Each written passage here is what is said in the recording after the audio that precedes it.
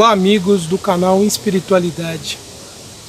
Você já refletiu sobre o que Deus pensa a seu respeito? Você já parou para pensar em algum momento qual seria a ideia que Deus faz sobre você? Bem, parece uma ousadia da nossa parte refletir dessa forma.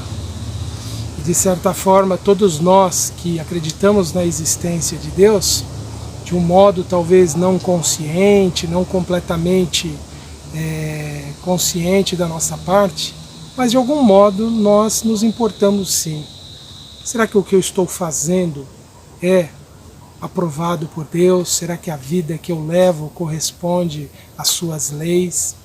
E todos os homens que viveram sobre a Terra, por todos esses milhares de anos que a espécie humana está aqui, e que conceberam a existência de uma divindade, deve ter se perguntado em algum momento da sua existência: será que eu estou de acordo com a vontade desse ser ou desses seres, já que muitos povos antigos e atuais acreditavam na existência de divindades inúmeras? Muitos nesse tempo todo devem ter se questionado: estou agindo de acordo com esses seres superiores, esses seres que deram origem a tudo? Os povos antigos tinham a sua forma de se relacionar com as suas divindades ou os seus deuses. Acreditavam que certas ações, certas práticas eram fundamentais para que eles pudessem ser agradados ou pelo menos apaziguados, já que muitos povos concebiam que as divindades não se importavam com a humanidade.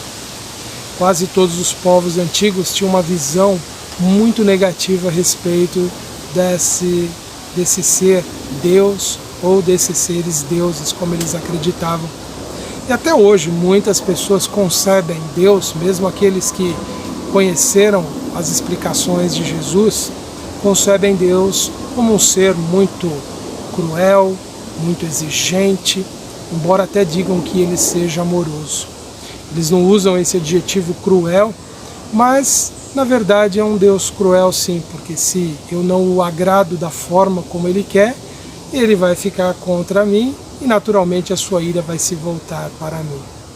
E aqueles que até dizem: não, Deus nos ama tanto e nos amou tanto que deu o seu único filho para morrer por nós, utilizando-se de passagens que constam lá no Novo Testamento. Veja, nós quando pensamos na divindade dentro das concepções espíritas, dentro da existência de Deus, ou melhor dizendo, dentro da concepção que o Espiritismo faz a respeito de Deus, não é possível nós concebermos que Deus pudesse ter colocado todas as culpas da humanidade sobre um único ser, ainda que fosse ele mesmo, já que admitem que o seu filho é parte da sua própria essência, seria a terceira pessoa de Deus. Para nós, no Espiritismo, é muito clara a noção da responsabilidade individual. O que eu fiz de errado, eu mesmo vou pagar, eu mesmo vou ter que reparar, na verdade, porque a ideia mais importante que nós temos a respeito de consequências dos erros é, na verdade, reparação para o outro e para nós mesmos, nos modificando. Mas não é bem por aí que nós queremos seguir hoje as nossas reflexões. Na verdade, eu quero trazer a vocês um item daquele resumo que Allan Kardec apresenta no Evangelho segundo o Espiritismo, do resumo da doutrina de Sócrates e Platão, em que cita já exatamente uma prática que era comum no tempo de Platão e Sócrates, por volta ali do século V a.C., uma prática que não era comum apenas aos gregos, mas a todos os outros povos passados e até posteriormente continuou sendo uma prática muito comum, a de oferecer sacrifícios para as divindades, justamente com o objetivo de agradá-las de alguma forma, ou de apaziguá-las, ou de realizar algo ali que pudesse contentá-las. Os gregos eles tinham uma visão, de certa forma, muito pessimista sobre a existência humana. Eles imaginavam que, embora pudesse existir uma vida após a morte, ela não era para que as pessoas se esperassem que fosse uma vida feliz para todo mundo, apenas para aqueles que eventualmente alguma divindade, ou quem sabe até mesmo Zeus, naquele período de Sócrates e Platão, considerada a divindade maior, embora na concepção dos gregos existiram outros deuses, até mesmo anteriores a Zeus, mas a ideia era que, se você tivesse a boa sorte de um deles gostar de você, a sua vida poderia ser um pouco melhor. Eles tinham um relacionamento com os seus deuses muito diferente desse que nós temos hoje dentro da ideia cristã, de pensar que os deuses, ou melhor dizendo, que Deus por nós, é a nosso favor. Para eles, as divindades eram tanto quanto indiferentes à humanidade. Na verdade, haviam mais como seres até mesmo desprezíveis, seres até mesmo desejáveis que fossem eliminados. É complexa toda essa história e não vamos neste vídeo conseguir abordá-la. Mas o fato é que eles, naquele tempo, tinham uma visão muito negativa a respeito da existência humana. Porque não se sabia exatamente qual era a finalidade da nossa existência, o que nós poderíamos aguardar depois da morte, poderia ser até mesmo o aniquilamento, o fim, mas não havia garantias nenhuma de que a pessoa seria feliz após a morte. Embora, em algumas das colocações que até já fizemos nos vídeos anteriores, Sócrates, Platão concebessem sim que era possível, através da conquista da virtude, conquistar um modo de vida um pouco melhor depois dessa vida. Mas o item 15 desse resumo então de Allan Kardec diz assim: as mais belas preces e os mais belos sacrifícios agradam menos a divindade do que uma alma virtuosa que se esforça por assemelhar-se a ela. Seria grave que os deuses se interessassem mais pelas nossas oferendas do que pelas nossas almas. Dessa maneira, os maiores culpados poderiam conquistar os seus favores. Mas não, pois só são verdadeiramente sábios e justos os que, por suas palavras e seus atos, resgatam o que devem aos deuses e aos homens. Neste item, então, neste resumo que Kardec fez do pensamento de Sócrates e de Platão, ele destaca então essa ideia de que era de se esperar que as divindades gostassem mais das atitudes das pessoas do que das oferendas, dos sacrifícios que fossem feitos para elas. Bem, essa era pelo menos a visão que Platão tinha ao escrever os seus diálogos, ao destacar as crenças que ele, Sócrates, tinham na época, que as pessoas na época tinham. Embora essas crenças tenham mudado ao longo dos séculos da história do povo grego, embora essas concepções sobre as divindades possam ter sido influenciadas por diferentes momentos, mas o que nós vemos aqui é a prática do sacrifício, de ofertar à divindade algo para que ela possa ser ali apaziguada, agradada. E ele destaca essa ideia, então, de que a divindade vai preferir uma atitude, vai preferir uma postura da pessoa do que a sua oferenda material. E por trás disso existe essa ideia de que aquele que pudesse oferecer mais estaria em melhores condições com as divindades, o que isso naturalmente era contrário àquela noção de justiça que Sócrates tinha, que Platão tinha e que transparecem nos seus textos. Ele deixa muito claro então um pensamento que é muito parecido com aquele de Jesus e que Allan Kardec aqui relaciona no capítulo 10 do Evangelho segundo o Espiritismo, e que é aquela passagem que diz assim, do Evangelho de Mateus, então, no capítulo 5, versículo 23 e 24, Jesus disse assim: portanto, se estás fazendo a tua oferta diante do altar, essa oferta poderia ser um sacrifício, poderia ser uma oferenda de um donativo para o templo, porque era comum também entre os judeus fazerem isso. Então Jesus diz, se estás fazendo a tua oferta diante do altar, e te lembrar aí que teu irmão tem alguma coisa contra ti, deixa ali a tua oferta diante do altar e vai te reconciliar primeiro com o teu irmão, e depois virás fazer a tua oferta. Veja, nesse pensamento do Evangelho, ele corresponde de certa forma, com alguma similaridade, com o pensamento de Platão nesse resumo que Kardec apresenta aqui no início do Evangelho segundo o Espiritismo. Ele está demonstrando ali que a divindade importa muito mais a atitude, é muito mais a sua vida intencional, a sua vida moral, aquilo que você sente, aquilo que você faz da sua relação com o outro, do que necessariamente com aquilo que você está ofertando. No pensamento primitivo da humanidade, para o homem primitivo, era compreensível ele ofertar aquilo que para ele era tão importante, os bens da terra, um sacrifício animal, uma ovelha, um outro animal, ofertar os alimentos que ele colhia.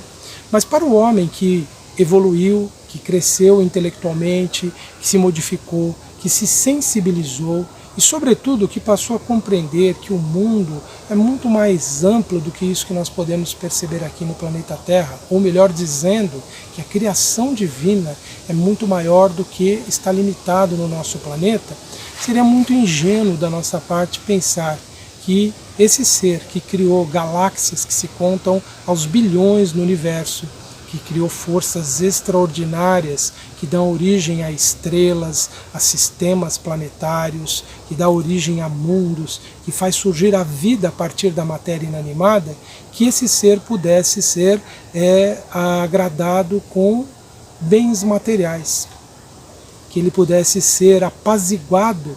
Como podemos pensar que um ser nessa grandeza extraordinária pudesse sentir, por exemplo, ira em relação à sua criação, que pudesse sentir raiva daquilo que ele mesmo deu origem e resolvesse simplesmente acabar?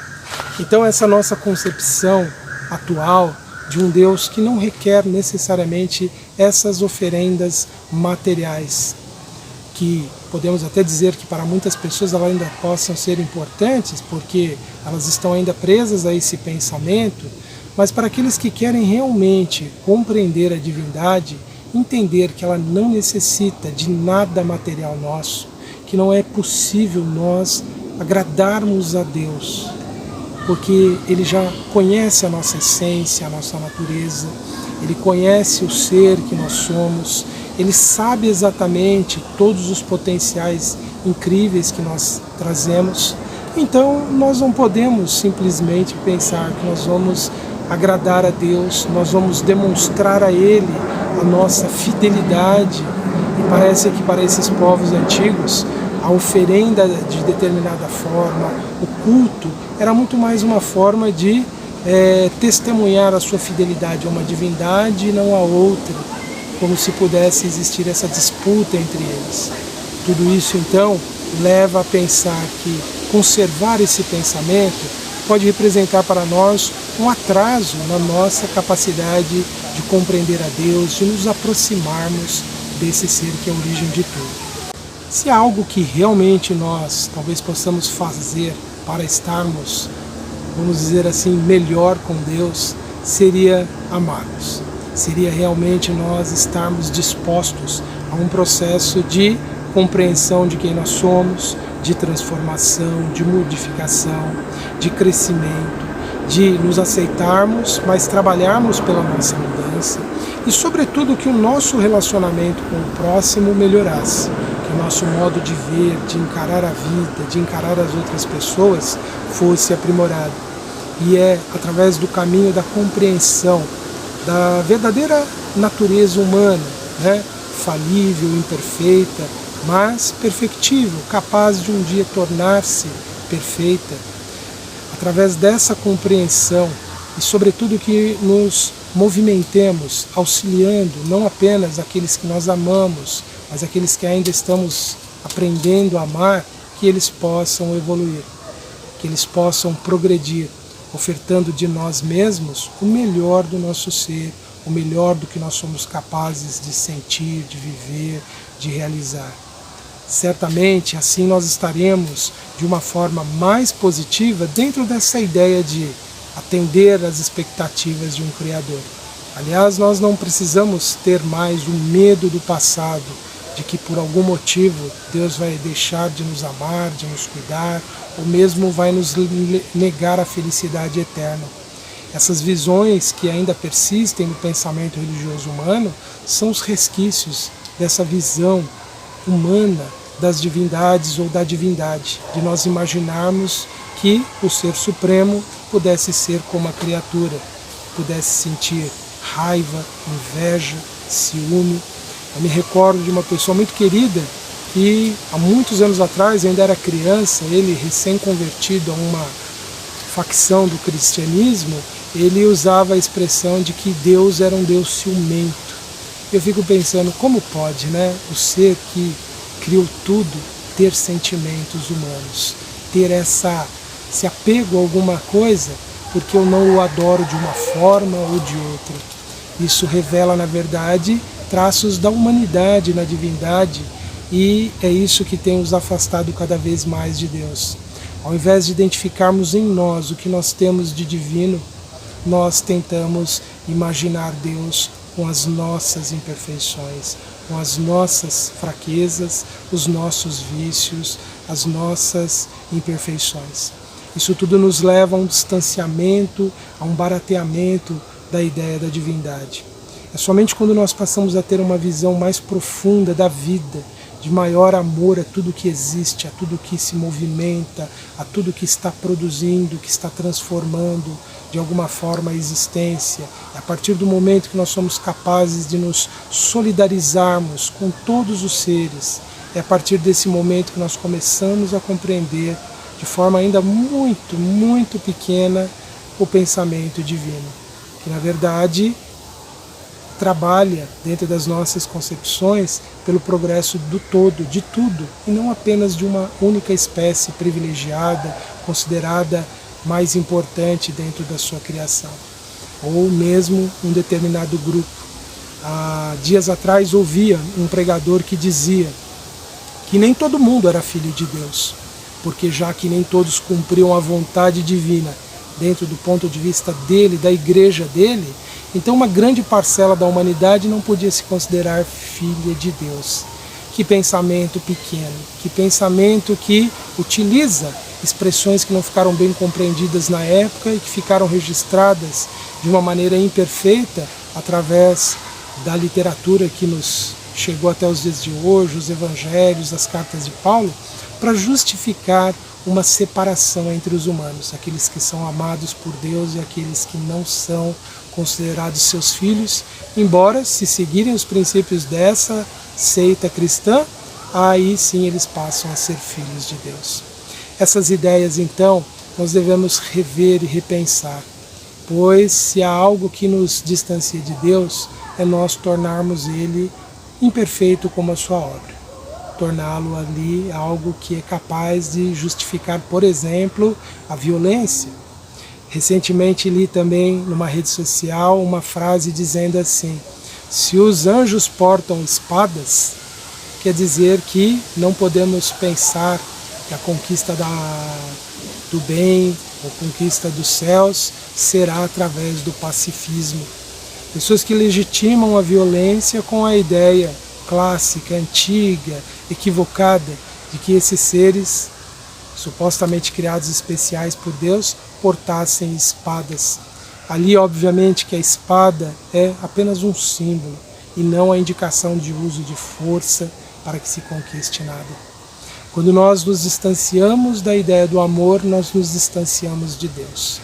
Quando nós nos aproximamos da ideia de amor a tudo que existe, estamos nos aproximando de Deus.